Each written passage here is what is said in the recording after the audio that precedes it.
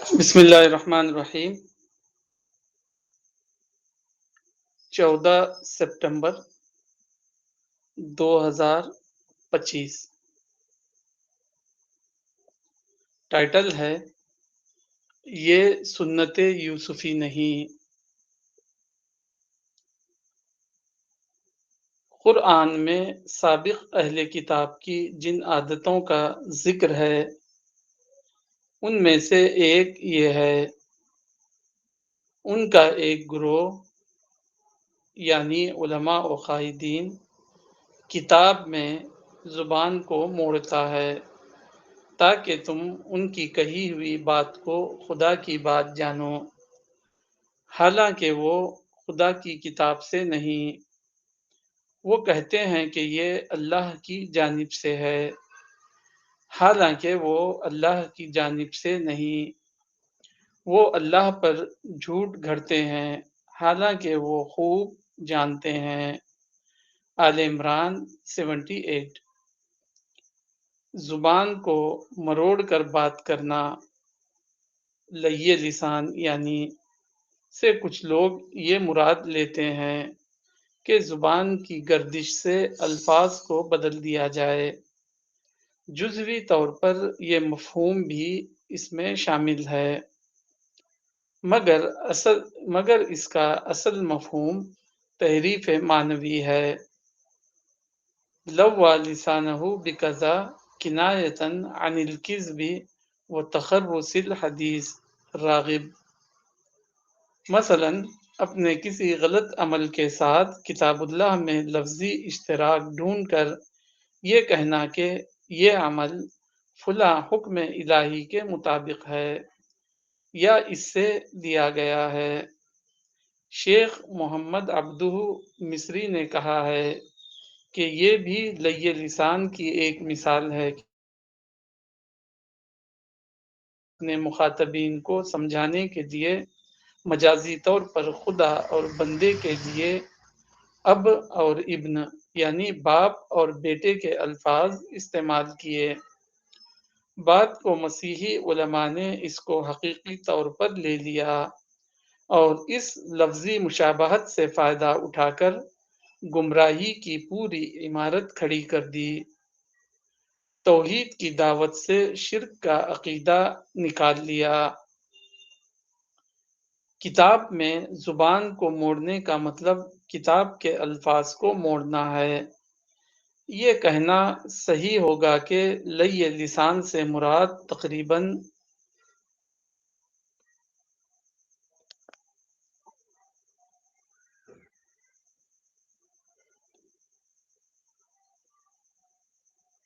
لیے لسان تقریباً وہی چیز ہے جس کو موجودہ زمانے میں غلط تعبیر مس انٹرپریٹیشن کہا جاتا ہے۔ یہ فعل اگر جان بوجھ کر ہو تو اللہ کے نزدیک وہ بدترین جرم ہے۔ تاہم جس طرح ہر فعل کے درجات ہیں اسی طرح اس فعل کے بھی بہت سے درجے ہیں۔ کچھ باحوصلہ مسلمان محمدی سیاست کا نعرہ لے کر اپنے ملک کے مسلم حکمرانوں سے لڑ جاتے ہیں اور ان کو اقتدار سے بے دخل انسیٹ کرنے کی تحریک چلاتے ہیں۔ اس کے نتیجے میں دونوں کے درمیان ٹکراؤ ہوتا ہے۔ حکمراں طبقہ اپنے سیاسی حریفوں کو گرفتار کر کے جیل بھیج دیتا ہے۔ اس کے بعد محمدی تحریک کے قائدین اپنی سالانہ روداد جہاد شائع کرتے ہیں جس میں فخر کے ساتھ یہ الفاظ درج ہوتے ہیں: ہماری تحریک کے مرکزی، صوبائی اور ضلع کی سطح کے عہدیداروں میں شاید ہی کوئی شخص سنت یوسفی ادا کرنے سے محروم رہا ہو۔ اس قسم کی قید کو سنت یوسفی کا نام دینا بھی لیے لسان کی ایک قسم ہے۔ حضرت یوسف بلا شبہ جیل میں ڈالے گئے، جس طرح محمدی سیاست کے مجاہدین جیل میں ڈالے گئے۔ مگر دونوں میں لفظی اشتراک کے سوا اور کوئی نسبت نہیں۔ حضرت یوسف کے جیل جانے کی وجہ یہ نہ تھی کہ انہوں نے اپنے وقت کے حکمرانوں کے خلاف اپوزیشن پارٹی بنائی تھی اور اس کو اقتدار سے بے دخل کرنے کی پرشور تحریک چلا رہے تھے اور حکمران نے اپنے سیاسی حریف کو میدان سے ہٹانے کے لیے آپ کو جیل میں ڈال دیا۔ اس کی وجہ مکمل طور پر غیر سیاسی تھی۔ حضرت یوسف ایک طرفہ کارروائی کے تحت جیل بھیجے گئے تھے، نہ کہ سیاسی حریف بننے کے جرم میں۔ حکمرانوں سے سیاسی منازعات چھیڑنا اور نتیجتاً مسلمانوں کا دو دھڑوں میں بٹ جانا تو اسلام میں صریح طور پر ممنوع ہے۔ اس قسم کی غیر اسلامی سیاست کے نتیجے میں جیل جانا اور اس کو سنت یوسفی کہنا ایسا ہی ہے جیسے کوئی مسلمان اپنے مسلمان بھائی کو جان بوجھ کر قتل کر ڈالے، جو شریعت میں حرام ہے، اور اس کے بعد اس کی نماز جنازہ ادا کر کے اپنے اخبار کے صفحے اول میں یہ اعلان کرے: مقتول کی نماز جنازہ شرعی طریقے پر ادا کی گئی۔ یہی وہ چیز ہے جس کی بابت قرآن میں کہا گیا ہے: کیا تم کتاب الہی کے ایک حصے کو مانتے ہو اور اس کے دوسرے حصے کا انکار کرتے ہو؟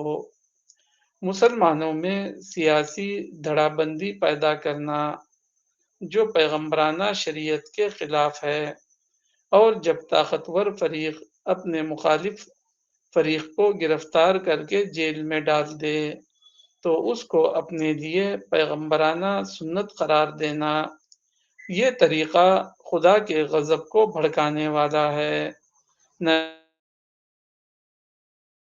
کی رحمت ہمارے اوپر سایہ کرے۔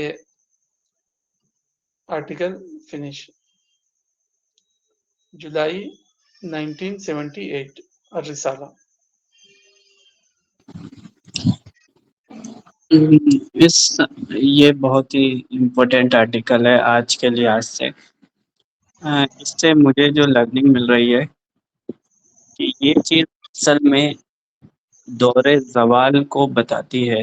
زیادہ تر کیسز دور زوال میں آتا ہے جب کوئی بھی امت زوال یافتہ ہو جاتی ہے، یعنی عقل کی بے حد نچلی سطح پہ چلی جاتی ہے، اصول سے ہٹ کر وہ ہے نا اپنے جذبات کو ہی اپنا آدھار بنا لیتی ہے۔ یعنی اب دین ایک آئیڈیولوجی سے ہٹ کے بس ایک پرائیڈ کا سورس بن جاتا ہے، قومی پہچان کا سورس۔ تو یہ سب کے ساتھ ہوتا ہے۔ اب تب ایسی سچویشن میں جو ہوتا ہے کہ جو ریئل پارٹ ہوتا ہے وہ تو کہیں گم ہو جاتا ہے، اور ریلیٹیو یا ارریلیونٹ پارٹ جو ہوتا ہے دین کا، اس پہ اتنی زیادہ بحثیں ہوتی ہے کہ ایسا لگتا ہے کہ وہ ارریلیونٹ چیز ہی اصل دین بن گئی ہے۔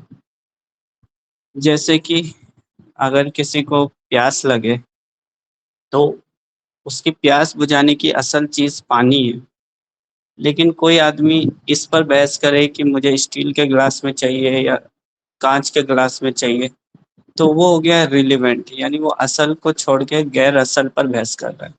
اور پھر اس کے بھی آگے آ جاتا ہے ارریلیونٹ، یعنی ٹرے پر وہ بحث کرے کہ آپ نے اس ٹرے میں کیوں لائی، اس ٹرے میں کیوں لائی۔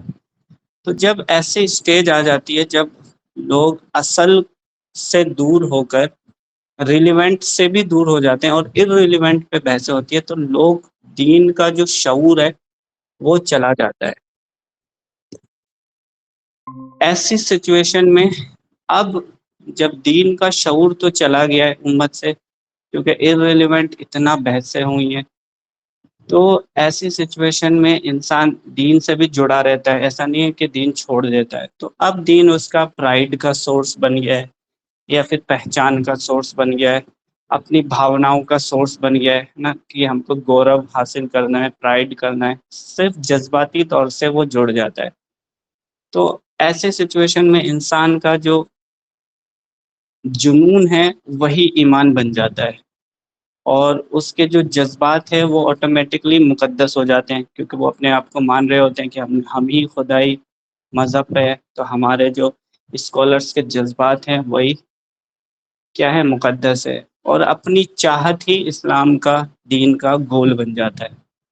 تو اب وہ لوگ اسی نظریے سے چیزوں کو دیکھ رہے ہوتے ہیں، ہم ہی تو ہے جو خدا کے دین کو لیڈ کر رہے ہیں، تو ہمارا ہر عمل آٹومیٹکلی مقدس ہے اسلام کے مقصد کے لیے۔ لیکن وہ اصل میں زوال یافتہ سوچ کا ایک وہ ہوتا ہے کہ اصل میں وہ ان کی بھاوناؤں کے لیے ہے، اپنی بھاوناؤں کو فخر دینے کے لیے، نہ کہ دین کے اصول پر لوگوں کو لانے کے لیے۔ تو اب انسان اپنے آپ کو سیٹسفائی کرنے کے لیے قرآن سے کچھ الفاظ ڈھونڈ لیتے ہیں اور اس کو مس فٹ کر دیتے ہیں، آؤٹ آف کانٹیکسٹ لے لینا، یا پھر کسی بھی طرح سے اس کا مطلب لے کے لوگوں کو سیٹسفائی کروا دینا۔ اب کیونکہ عوام خود irrelevant بحثوں سن سن کے وہ اتنا دین کا شعور کھو چکی ہوتی ہے کہ وہ فرق بھی نہیں کر پاتی ہے، اور جو سامنے والا بول رہا ہوتا ہے وہ اس کے لیے انسان کو خود کچھ نہیں کرنا پڑتا ہے، دوسروں کو کچھ کرنا ہوتا ہے، اور جنون جذبات جس کے زیادہ ہو جائیں گے وہ کچھ کر دے گا۔ تو اس طرح سے یہ ایک آسان روپ اور ایک ریڈیوسڈ ورژن دین کا بنتا ہے، جس کے تحت یہ چیزیں پھر ہوتی ہے۔ تو میں یہی اس آرٹیکل سے میں دیکھ پایا کہ ایسا کیوں ہوتا ہے۔ جی، تو اب میں انوائٹ کروں گا عمر اقبال بھائی سے کہ آپ اپنی لرننگ کو ہمارے ساتھ شیئر کریں۔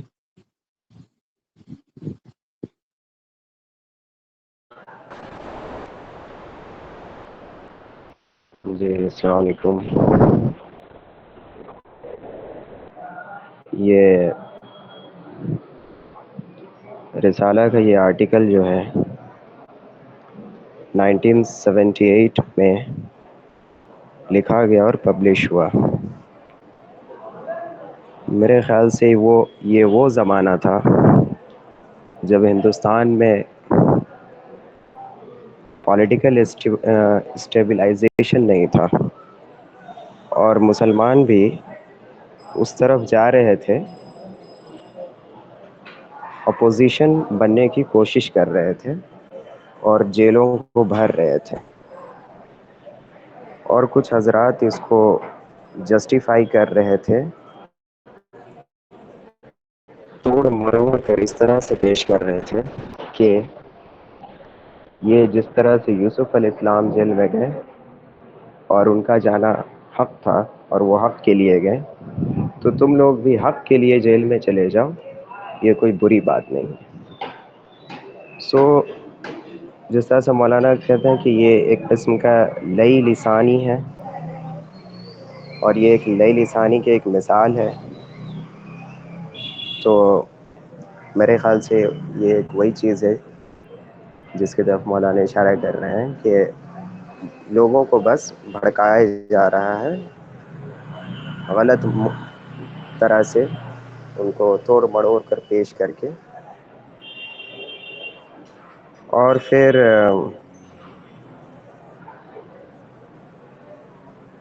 آگے یہی ہے کہ مولانا کہتے ہیں کہ مس انٹرپریٹیشن کے ذریعہ لوگوں کو موبلائز کر رہے ہیں، اور لوگوں کو یہ ہوپ کیا جا رہا ہے کہ وہ شاید وہ اپوزیشن کی طرح کام کریں گے تو زیادہ اچھا ان کو کچھ ملے گا، اور وہ لوگ اسی کو دین سمجھ کر بیٹھے ہیں، جبکہ یہ irrelevant پارٹ ہے، یہ ظاہری چیز ہے، اس کا ریلیونٹ پارٹ سے کوئی ذرا سا بھی لینا دینا نہیں ہے۔ اور پھر اس کے بعد جو ہے کہ ہماری تحریک کے مرکزی صوبائی اور ضلع کی سطح سے عہدیداروں میں شاید ہی کوئی شخص سنت یوسفی ادا کرنے سے محروم رہا۔ بات یہ ہے کہ مولانا کہتے ہیں کہ یہ لوگ جو ہیں یہ صرف اپنے آپ کو اور اپنے قوم کو صرف اس طرح سے ایک غلط توڑ مڑوڑ کر پیش کر کے بس کنویں میں ڈھکیل رہے ہیں اور کوئی کام نہیں کر رہے ہیں. جس طرح سے، اور ایک مثال دے کر کے آخر میں کہتے ہیں کہ کوئی مسلمان اپنے مسلمان بھائی کو جان بوجھ کر قتل کر ڈالے جو شریعت میں حرام ہے، اور اس کے بعد اس کی نماز جنازہ ادا کر کے اپنے اخبار کے صفحہ اول میں یہ اعلان کرے مقتول کی نماز جنازہ شریک پر ادا کی گئی. تو یہ تو مطلب ایک ٹائپ کی ہپوکریسی ہے کہ آپ اس کو قتل بھی کر رہے ہیں اور پھر دوبارہ اس کی نماز جنازہ بھی ادا کر رہے ہیں. تو میری زیادہ اس پہ ابھی تو نہیں ہے لرننگ، لیکن بعد میں انشاءاللہ اس پر ابھی جلدی وہاں سے سینٹر سے آیا ہوں، تو خیر انشاءاللہ بعد میں اس پر اچھے سے گفتگو کی. ابھی میں زیادہ مطلب بول نہیں پا رہا ہوں. جی، یہ ریحان بھائی آئے تھے، واپس چلے گئے. جی فیاض عمری صاحب، آپ اپنی لرننگ شیئر کیجیے. جی السلام علیکم. جی سر صاحب، آپ نے اس آرٹیکل کو بہت گہرائی سے لیا اور آپ کو یہ آرٹیکل کافی ایڈریس کیا ایسا لگ رہا تھا. عمر اقبال صاحب نے بھی آرٹیکل کو کافی اچھے طریقے سے کھولنے کی کوشش کی. میں بھی کچھ باتیں بتانا چاہتا ہوں. جیسا کہ آپ کو پتا ہے کہ ہم ہر سنڈے کو ہی مولانا کا آرٹیکل لیتے ہیں. پرسنالٹی ڈیولپمنٹ، معرفت یا کریشن پلان کو لوگوں کے سامنے واضح کرنا، یا کوئی جو ہے انٹلیکچوئل فراڈ کو بتانا کہ لوگوں نے اسلام کے نام پر جو انٹلیکچوئل فراڈ پھیلا رکھا ہے اس کو یہ کرنا، واضح کرنا. تو اس سلسلے میں یہ آرٹیکل ہے، یہ سنت یوسفی نہیں، یہ جولائی 1978 کا رسالے کا ایک آرٹیکل ہے. تو اس آرٹیکل میں مولانا نے جو آیت سے شروع کیا ہے وہ آیت آل عمران 78 کی ہے. عربی آیت اس طرح ہے: وَإِنَّ مِنْهُمْ لَفَرِيقًا يَلْوُونَ أَلْسِنَتَهُمْ بِالْكِتَابِ لِتَحْسَبُوهُ مِنَ الْكِتَابِ وَمَا هُوَ مِنَ الْكِتَابِ وَيَقُولُونَ هُوَ مِنْ عِنْدِ اللَّهِ وَمَا هُوَ مِنْ عِنْدِ اللَّهِ وَيَقُولُونَ عَلَى اللَّهِ الْكَذِبَ وَهُمْ يَعْلَمُونَ. ان میں ایک گروپ ایسا ہے جو زبان کو ٹویسٹ کر کے بات کرتا ہے، کتاب میں جو ہے ٹویسٹ کر کے اپنی زبان کو بولتا ہے تاکہ لوگوں کو لگے کہ وہ جو کہہ رہے ہیں وہ کتاب کا پارٹ ہے، حالانکہ وہ کتاب کا پارٹ نہیں، یعنی تورات کا پارٹ نہیں ہے. اور وہ کہتے ہیں کہ یہ اللہ کی طرف سے ہے، حالانکہ وہ اللہ کی طرف سے نہیں ہے، وہ اللہ پر جھوٹ گھڑتے ہیں جانتے بوجھتے. تو یہ بہت ہی گمبھیر آیت ہے. اللہ تعالیٰ اس میں یہ ایلیگیشن لگا رہا ہے کہ جو ہے نا وہم یعلمون، کہ وہ جو ہے نوونگلی اس طرح کر رہے ہیں، جان بوجھ کر اس طرح کرتے ہیں. تو اس کی مثالیں جو ہے مولانا نے دو دی ہے. ایک تو شیخ عبدو کے حوالے سے یہ دی کہ جو ہے نا مسیحیوں نے کس طرح ٹویسٹ کیا خدا کی کتاب میں، یعنی بندے اور خدا کے درمیان جو ہے ریلیشن کو بتانے کے لیے جو ہے عبرانی زبان میں ابن اور اب، باپ اور بیٹے سے تو ہے وہ لوگ انٹرپریٹ کرتے تھے کسی کو بتانا ہو. جیسے آج بھی لوگ کہتے ہیں میرے بیٹے، حالانکہ وہ ان کا بیٹا نہیں ہوتا، جینیٹیکلی جو ہے نا وہ بیٹا نہیں ہوتا، لیکن محبت کے اظہار کے لیے آج بھی ہم کسی کو بھی کہتے ہیں بیٹے یا چچا یا اس طرح کے رشتے. تو عبرانی زبان میں جو ہے ابن اور اب کا لفظ جو ہے محبت کے ایکسپریس کرنے کے لیے تھا. تو خدا سے محبت کے لیے وہ لفظ استعمال کیا گیا تھا میٹافریکل، تمثیلی طور پر. لیکن جو ہے اس میں انہوں نے جو ہے نا ایک لئے لسان کیا، عیسائیوں نے، کرسچن پاسٹرز نے، اور اس سے نکال لیا انہوں نے جو ہے ٹرینیٹی، کہ حضرت مسیح جو ہے خدا کے ریئل سینس میں سن ہے، بیٹے ہیں. تو اس طرح جو ہے خدا کا پیغمبر جو توحید کی دعوت لے کر آیا تھا اس پر جو ہے انہوں نے واٹر اسپل کر دیا، اور بات جو ہے توحید سے جا کر جو ہے تثلیث کی ہو گئی، وہ ٹرینیٹی میں چلی گئی۔ تو کہتے ہیں کہ یہ لئی لسان کی ایک بڑی اگزامپل ہے، جو گلوب کا ایک بڑا حصہ اس میں، ایک لوگوں کا ایک بڑا جم غفیر جو ہے اس میں پھنسا ہوا ہے۔ وہ ریئلی یہ مانتے ہیں کہ جو ہے جیسس کرسٹ جو ہے خدا کے جینیٹیکلی بیٹے ہیں، حالانکہ وہ میٹافریکل لینگویج میں تھا۔ تو یہ کتنا بڑا فراڈ ہے جو گلوب کے ہزاروں لاکھوں انسانوں کو، بلکہ جو ہے دنیا کا ایک میجارٹی ریلیجن بن گیا ہے، یہ اس طرح کے ایک لئی لسان پر کھڑا ہو گیا۔ تو اسی لیے جو ہے قرآن کے اندر یہ کہا گیا ہے کہ جو ہے وَلَوْ أَعْجَبَكَ كَثْرَةُ الْخَبِيثِ، یہ کہا گیا کہ جو ہے حق اور جو ہے باطل دونوں برابر نہیں ہو سکتے۔ باطل اگرچہ کہ جو ہے وہ میجارٹی میں ہو، وہ جو ہے ہمالین کوانٹٹی میں ہو، تب بھی اس کی کوئی ویلیو نہیں ہے۔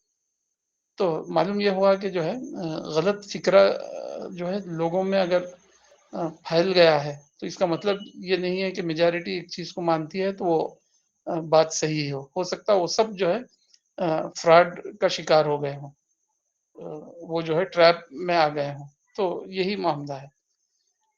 دوسرا، مسلمانوں نے بھی اس طرح کیا ہے۔ مسلمانوں میں جو ہے ایک بڑا فرقہ ہمارے سب کانٹیننٹ کا رسول اللہ کو جو ہے نور مانتا ہے، بلکہ سچ پوچھئے تو وہ یہ کہتے ہیں کہ جو ہے عرش کے اوپر جو احد تھا، احد یعنی خدا ایک، وہی جو ہے زمین پر احمد بن کر آ گیا ہے، یعنی صرف میم نکال دیں گے تو رسول اللہ جو ہے خدا ہی ہیں جو روپ بدل کر زمین پر آ گئے ہیں۔ تو یہ بھی جو ہے اتنا بڑا فراڈ ہے کہ قرآن کہتا ہے تکاد السماوات یتفطرن من فوقہن وتنشق الارض وتخر الجبال هدا۔ ان باتوں پر خدا کو جو ہے اتنا زیادہ اینگر ہے کہ قریب ہے کہ آسمان میں دراڑیں پڑ جائے، زمین جو ہے پھٹ جائے، کہ تم جو ہے خدا کے بارے میں ایسی باتیں کہنے لگو کہ محمد پیغمبر جو ہے وہ خدا کا ہی پرتو ہے، یا حضرت مسیح جو ہے خدا کے سن ہے۔ تو ایک طرف جو ہے کیتھولک چرچ نے اتنا بڑا یہ کیا، بلنڈر کیا اور لوگ مان دیے، اس کے بعد پھر ہمارے اس طبقے نے جو ہے اتنا بڑا بلنڈر کر لیا اور سارا بر صغیر اس کو مان لیا۔ تو معلوم یہ ہوا کہ قرآن کی وہ بات صحیح ہے کہ جو ہے کثرت الخبیث جو ہے، یعنی غلط چیز اگر میجارٹی میں ہو، میجر پورشن ہو، تو اس کی کوئی ویلیو نہیں ہے۔ کسی چیز کا میجر میں ہونا وہ اس کے صحیح ہونے کی پروف نہیں ہے۔ اس بات کو جو ہے ہمارا ذہن جو ہے سمجھنا چاہیے۔ دوسرا جو مسلمانوں کے اندر جو بڑے پیمانے پر جو فراڈ پھیلا ہے وہ ہے political interpretation of Islam. Political interpretation of Islam یہ ہے کہ لا الہ الا اللہ محمد الرسول اللہ، اللہ کے سوا کوئی عبادت کے لائق نہیں۔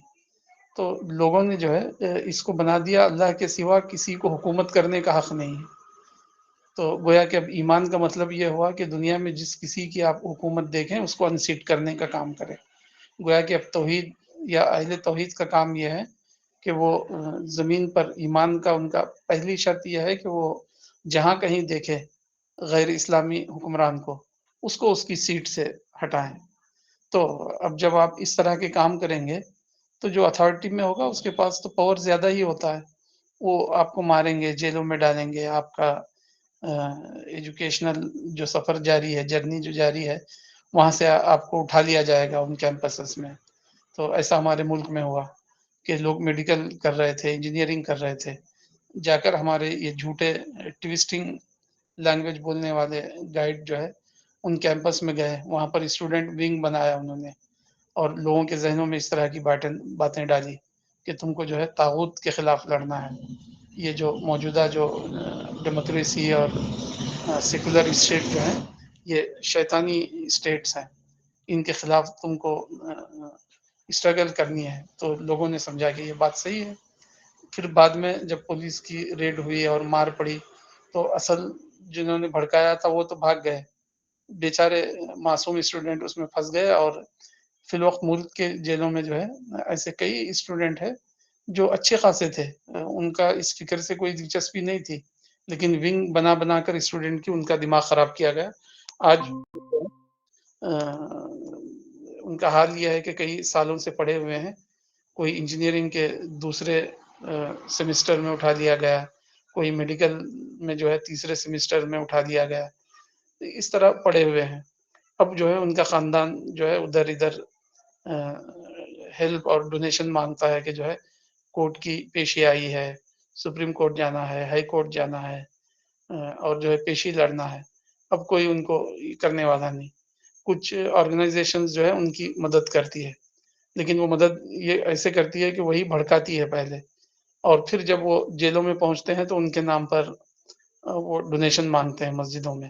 یعنی ایک طرف تو خود ہی انہوں نے پکڑوایا اور گمراہ کیا، اور پھر ان کے لیے جو ہے انہوں نے ڈونیشن بھی جمع کیا اور کہا کہ ظالموں نے ہمارے لوگوں کو پکڑ لیا ہے. حالانکہ ظالموں کو بھڑکانے میں انہی لوگوں کا ہاتھ تھا جن کو ہم قائدین اور وغیرہ وغیرہ کہتے ہیں. تو یہ ایک جھوٹا کاروبار ہے، یہ آرگنائزیشنز جو ہے لے کر چلتی ہیں کہ ایک طرف بھڑکایا پھر اس کے نام پر ڈونیشن کلیکٹ کیا. تو یہ ایک سائیکل ہے جس پر جو ہے یہ سارے معاملات چلتے ہیں. تو اس فراڈ کو مسلم یوتھس کے سامنے لانا اور بتانا کہ جو ہے یہ نہ کوئی خدا کا حکم ہے کہ آپ طاغوت کو انسیٹ کریں، نہ آپ کو اس طرح کی کوئی ذمہ داری دی گئی ہے. آپ کا کام یہ ہے کہ آپ جو ہے توحید کو مانیں، آخرت کی فکر کریں، برائیوں سے بچیں، اور لوگوں کو توحید کی اور جو ہے برائیوں سے بچنے کی اور ایک کنسٹرکٹیو سٹیزن بننے کی دعوت دیں. ملک کی تعمیر اور جو ہے ملک کے لوگوں کا انٹلیکچوئل ڈیولپمنٹ، ان کو کریشن پلان سے واقف کرانا، ان کے اندر سے سپرسٹیشنز ختم کرنا، اور جو ہے انٹلیکچوئل جو ہے ڈیولپمنٹ کے لیے، سائنٹیفک ٹیمپرامنٹ کے لیے جو ہے اسٹرگل کرنا. یہ ہے سنت یوسفی. سنت یوسفی یہ نہیں ہے کہ جو ہے حکمرانوں کو یا کسی پولیٹیکل پارٹی کو انسیٹ کیا جائے. چونکہ حضرت یوسف نے کوئی پولیٹیکل پارٹی ہی نہیں بنائی تھی، نہ کسی وہ حاکم کو، کسی آفیسر کو جو ہے انسیٹ کرنا چاہتے تھے. وہ تو بالکل ایک نان پولیٹیکل معاملہ تھا جو ان کے ساتھ پیش آیا عزیز کے دربار میں یا عزیز کے گھر میں. وہ تو ایک خاتون کی شرارت تھی جس کی وجہ سے ان کو جانا پڑا. وہ کوئی پولیٹیکل کانفلکٹ نہیں تھی حضرت یوسف کی، وہ تو ایمان، یقین اور جو ہے کرپشن اور جو ہے اللیگل انٹیمیسی وغیرہ کی باتیں تھی، وہ حرام انٹیمیسی کی. تو اس کے لیے انہوں نے یہ کہا کہ جو ہے میں حرام انٹیمیسی کروں، اس سے بہتر ہے کہ میں جیل میں رہوں. تو اس کو انہوں نے جو ہے سنت یوسفی بنا کر جو ہے نوجوانوں کی زندگی کو خراب کیا. خود تو ایسے سارے لوگ جو ہے سیف ہیون میں رہتے ہیں، کوئی لندن میں رہتا ہے، کوئی دبئی میں، کوئی امریکہ میں، لیکن جو ہے یہاں نوجوانوں سے جب وہ گفتگو کرتے ہیں تو بھڑکا دیتے ہیں اور اپنی اولاد کو جو ہے ترقی اور ایجوکیشن کے راستے پر ڈالتے ہیں. تو یہ سب فراڈ کو کھولنا اور لوگوں کو یہ بتانا کہ یہ کوئی پولیٹیکل کانفلکٹ کرنا یہ کوئی اسلام کا حکم نہیں ہے. اسلام کا حکم ہے پازیٹیو اور کنسٹرکٹیو ایکٹیویٹی کرنا، لوگوں کے اندر سائنٹیفک ٹیمپرامنٹ پیدا کرنا، لوگوں کے اندر جو ہے انٹلیکچوئل ڈیولپمنٹ لانا، ان کو خدا کے کریشن پلان سے واقف کرانا، خدا کی کتاب جو ہے ان کے سامنے ایکسپلین کرنا. یہ جو ہے سنت یوسفی ہے. باقی اس کے علاوہ جو کام ہے وہ پولیٹیکل کانفلکٹ ہے. پولیٹیکل کانفلکٹ میں جو ہے ایسے ہی واقعات پیش آئیں گے جیسے ان کے ساتھ پیش آ رہے ہیں. تو یہ باتیں سمجھنے کی اور انٹلیکچوئل جو فیلیسیز جو پھیلائی جاتی ہے ان کو سمجھنا اور لوگوں کو سمجھانا، ایک ایک آدمی کو، یہ جو ہے وقت کا ایک کال آف دا ٹائم ہے، سمجھیے نیڈ آف دا آور ہے. اگر یہ کام نہ کیا جائے تو مسلم کمیونٹی اور جو ہے ملک تباہی کے دہانے پر چلا جائے گا، اور جو ہے بالکل جو ہے ہمارا معاملہ مسٹر زیرو کا ہو جائے گا. تو میں دعا کرتا ہوں کہ اللہ تعالیٰ اس طرح کے لئی لسان یعنی ٹویسٹنگ آف ٹنگ اس سے بچائے، اور جو ہے اس طرح کے مغالطوں اور فیلیسیز کو سمجھنے کی توفیق عطا فرمائے. سمجھیں.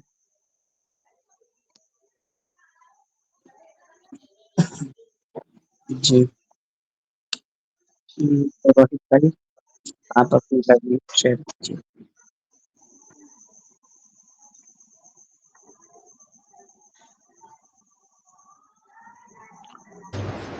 जी भाई, मैं थोड़ा लेट आया हूँ तो मैं सुनना चाहता हूँ, तो मैंने आर्टिकल पढ़ा भी नहीं है अभी, माफ़ी चाहता हूँ उसके लिए। ठीक है। जी उमर इकबाल भाई, आप कुछ और कहना चाहेंगे? जी नहीं, अभी मुताला उतना नहीं है, तो अभी तो कुछ नहीं कहना चाहेंगे। कोई सैफ साहब, आपके ज़हन में कोई क्वेश्चन है? या रोहित कुमार साहब, इस हफ्ते का कोई एक्सपीरियंस, कोई उनके ज़हन में बात हो, वो शेयर करना चाहे तो वो भी चलेगा। आर्टिकल से हटकर भी कोई सवाल है, कोई क्वेश्चन है तो हमारे पास 5-10 मिनट है और आप लोगों ने अपना इंट्रोडक्शन नहीं करवाया, आप लोग करवा देते तो बेहतर होता।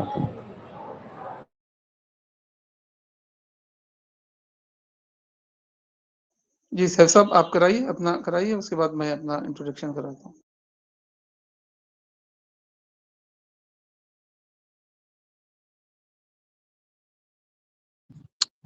जी मैं जयपुर से हूँ और 26-27 एज है और मैं ट्रेडिंग करता हूँ। हैदराबाद में मैं जॉब करता था, फिर वहाँ से छोड़कर वापस से मैं अपने शहर जयपुर आया और डेटा एनालिस्ट का मैं ट्रेनिंग भी कर रहा हूँ प्लस ट्रेडिंग भी करता हूँ।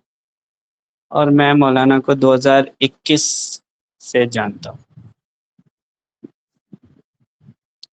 यही मेरा इंट्रोडक्शन है। जी उमर इकबाल साहब, मैं हूँ फैयाज उमरी, गुलबर्गा कर्नाटक से हूँ। मैं हैदराबाद और हैदराबाद में एक्टिवली इन्वॉल्व हूँ। उमराबाद, जामिया दारुल इस्लाम उमराबाद से मेरी फरागत है, आलिमियत और फजीलत।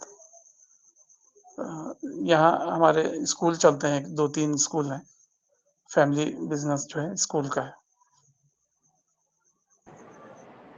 अच्छा,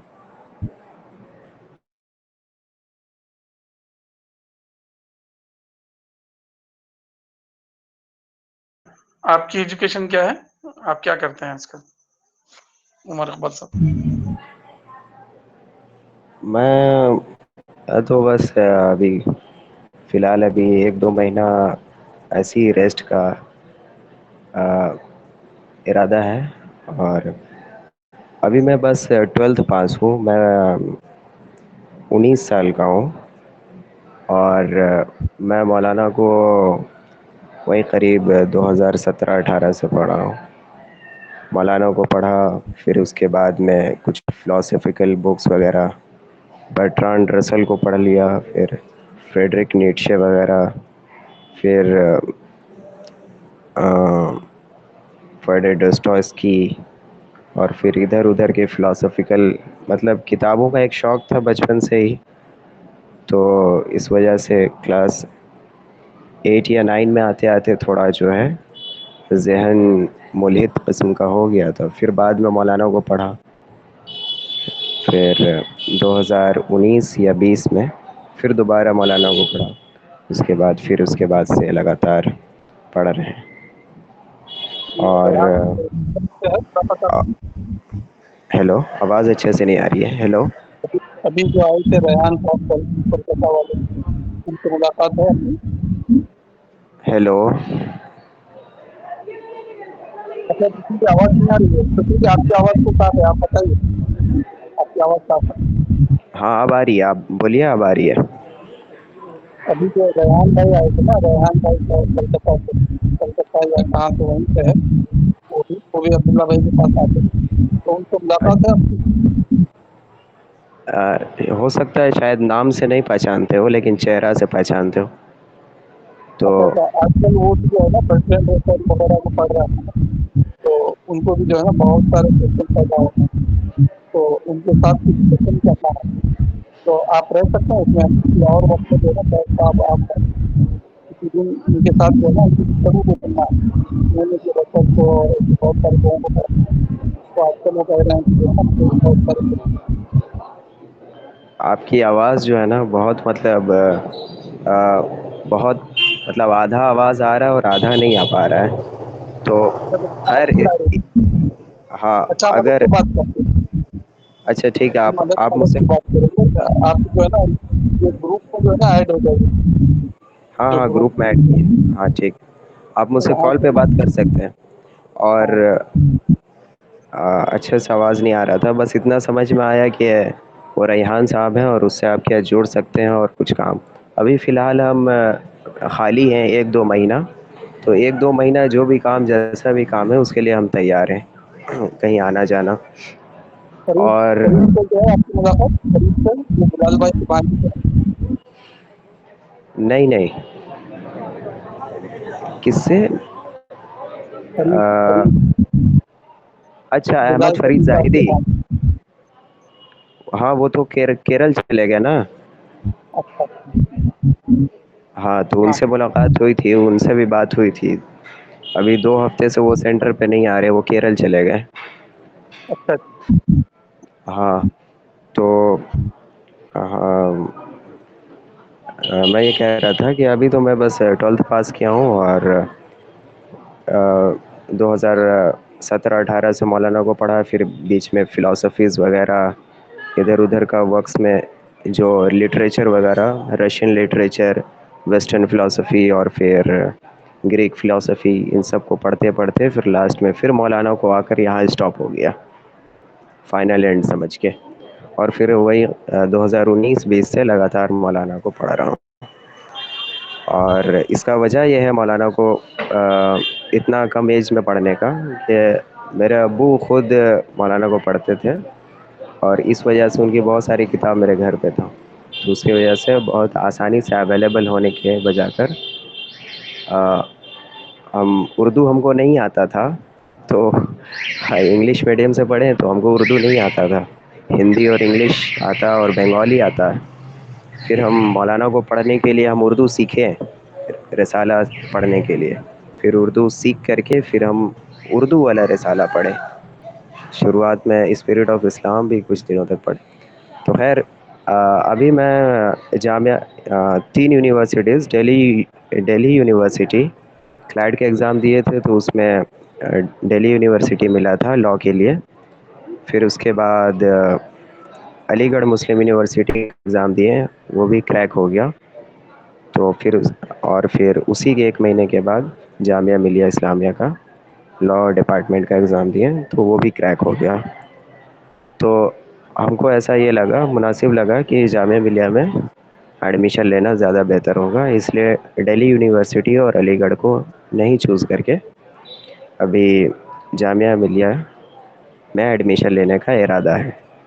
अब वो काउंसलिंग लिस्ट कब आएगा उसका कोई ठीक नहीं है, तो जब तक काउंसलिंग लिस्ट नहीं आ रहा है तब तक तो हम यहीं कोलकाता और हावड़ा के बीच में हैं, और जब काउंसलिंग लिस्ट आ जाएगा तो फिर हम वहाँ दिल्ली आ जाएंगे।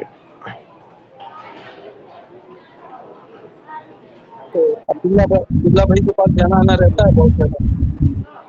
हाँ हाँ अब्दुल्ला भाई से मुलाकात मेरी जो है 2020 में हुई थी, और उसके बाद से मतलब हर महीने मुलाकात होता रहता था, और अब तो सेंटर जाते हैं तो हर संडे उनसे मुलाकात होती है।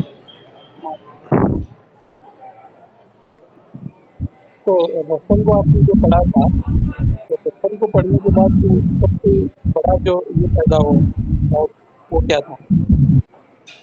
वेस्टर्न जो फ़िलासफ़ी। जी, जी। तो सब तो आपने पढ़ा तो आपकी जो उसकी सबसे बड़ी बात जो चालू हो गया। वेस्टर्न फ़िलासफ़ी का मतलब एक जो हमको जो लगा कि वो लोग आए थे बर्ट्रांड रसल वगैरह को पढ़ के, हमको ये लगा वो लोग एथिज़्म को ज़्यादा सपोर्ट कर रहे हैं और उसी तरफ लोगों को माइल कर रहे हैं।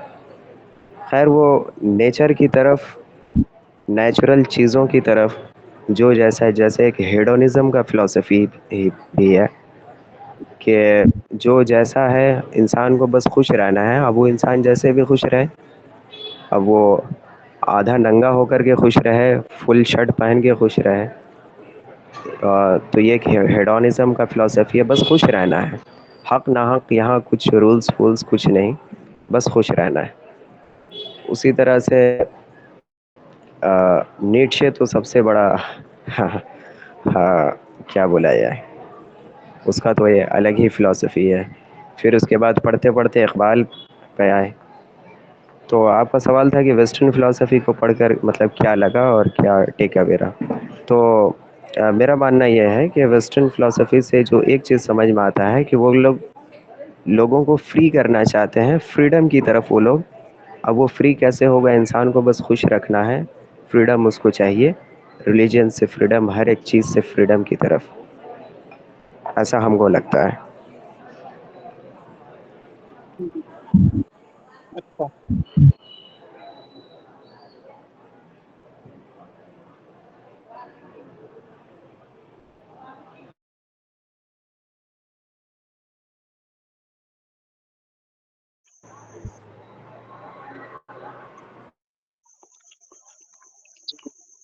سوال تو آپ پوچھ سکتے ہیں روہت.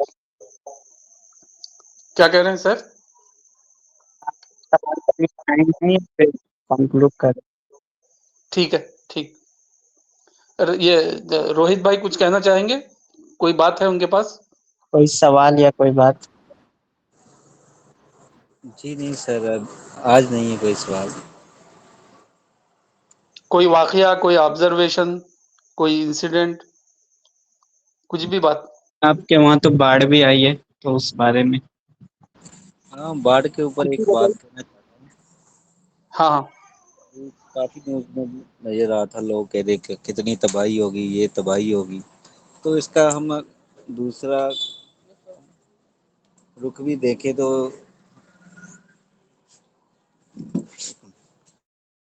سمجھ آتا ہے کہ کئی لوگوں کے گھر نا جو کچے تھے، وہ جو بنا نہیں سکتے تھے، تو باڑھ کے کارن ان کے بھی گھر کی چھتیں گر گئی، جس کارن ان کو بھی بہت مدد آئی. تو ایک دم سے سوچ میں آیا بھی اللہ دیکھو کیسے ان کی بھی مدد کر رہا ہے. ہاں، ہمارا دھیان صرف تباہی وال جا رہا ہے، مگر دوسری طرف ہم اگر غور سے دیکھیں تو ان لوگوں کا بھی فائدہ ہوا ہے جو اپنا گھر نہیں بنا سکتے تھے، جو اس کو ریپیئر نہیں کروا سکتے تھے، جو اپنے مال سے کمزور تھے، تو ان کو بھی بہت مدد آئی. تو اس بات پر قرآن کی مجھے ایک آیت وہ سامنے آئی کہ ہر مصیبت کے ساتھ آسانی ہے. تو مجھے یہ بات تھوڑی سمجھ میں آئی اللہ کی طرف سے. جی.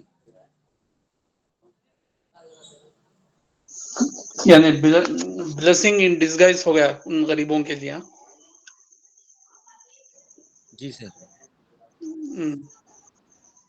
یعنی کسی کے لیے پرابلم بنی تو وہی چیز جو ہے نا ان کے لیے فائدہ مند ثابت ہوگی. جی ہاں، کسی لوگوں کے لیے ان کے لیے فائدہ بھی ہوا، کیونکہ یہاں پر ایک مکان نا اس کی چھت گر گئی تھی، تو ساتھ میں اس کے پڑوسی کی نا وہ تھوڑی سی مت کی اس کے جو اوپر ہوتی نا جو مونٹی وغیرہ ہوتی ہے اتنا گرا تھا. تو یہاں کے جو لیڈر تھے انہوں نے 1,00,000 ان کو بھی دے دیے، 1,00,000 ان کو بھی دے دی. تو کافی لوگ فائدہ بھی ہوا، تو کئی لوگوں کا نقصان بھی ہوا.